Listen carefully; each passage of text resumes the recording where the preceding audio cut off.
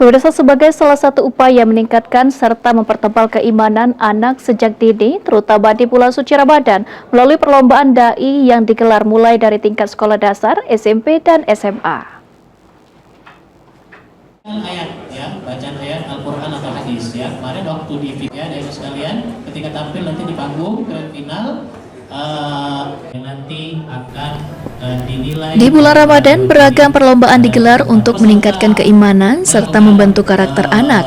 Salah satunya perlombaan dai dan daiyah yang dilaksanakan dari tingkat SD, SMP maupun SMA. Dari jawab kompak, yang tidak jawab salam biasanya Allah dengan mengucapkan Alhamdulillah. Kemajuan untuk bangsa, menyari akhlak baik dalam kehidupan. Kepala Cabang PT Penerbit Erlangga Kota Palembang, Subekti, mengatakan perlombaan ini merupakan kegiatan rutin setiap tahun.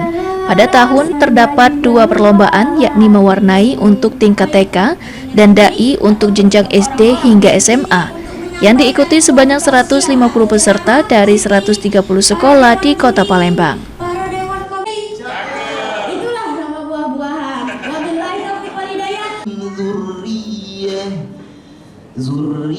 Dari perlombaan ini sebagai wujud partisipasi dalam meningkatkan kualitas pendidikan, khususnya dalam meningkatkan keimanan anak sejak dini, yang diharapkan nantinya dapat menjadi dai secara profesional yang berguna bagi masyarakat serta mengharumkan nama Kota Palembang di tingkat nasional.